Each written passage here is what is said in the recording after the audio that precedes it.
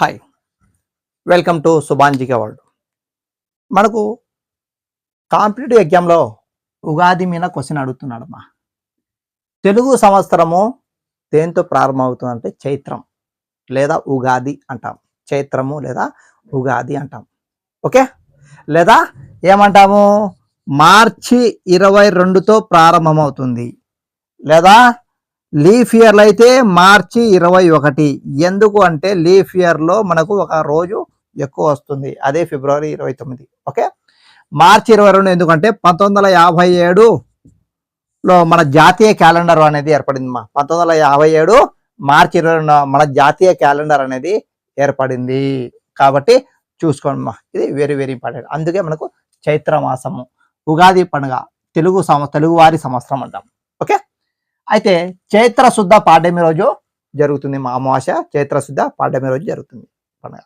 అయితే ప్రతి ఒక్క గ్రామాలలో జరుపుకుంటాం. మన తెలుగు రాష్ట్రాల్లో ప్రతి ఒక్క గ్రామాలలో చాలా సంతోషంగా జరుపుకునే పండుగ ఏదంటే ఉగాది. ఓకే, అయితే వివిధ రాష్ట్రాలలో ఉగాదికి వివిధ పేర్లు ఉన్నాయమ్మా.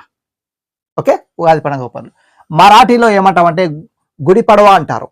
మరాఠీలో గుడి పడవ అంటారు ఉగాది పేరు. ఓకే, ఇక సిక్కులు బైశాఖి పండుగ జరుపుకుంటారమ్మా. సిక్కులు జరుపుకునే పండుగ వచ్చేసి బైశాఖి. మనం ఉగాది అంటే వాళ్ళు బైశాఖి. ఓకే, ఇక తమిళులు పుత్తాండు, తమిళులు వచ్చేసి పుత్తాండు పండుగ జరుపుకుంటారు. ఓకే, ఇక మలయాళము విషు పండుగ.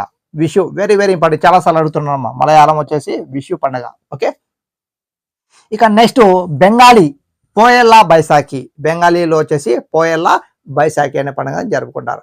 కాబట్టి మనకు ఉగాది పండుగ మీద కంపల్సరీ చాలాసార్లు మనకు క్వశ్చన్ అడిగాడు. కాబట్టి తెలుగు రాష్ట్రాలలో ప్రతి ఒక్క కాంపిటేటివ్లో కంపల్సరీగా ప్రతి ఒక్క విద్యార్థి కంపల్సరీ నేర్చుకోవాల్సిన అవసరం అయితే ఉంది. కాబట్టి ఈ పాయింట్స్ అనేవి గుర్తుపెట్టుకోండి.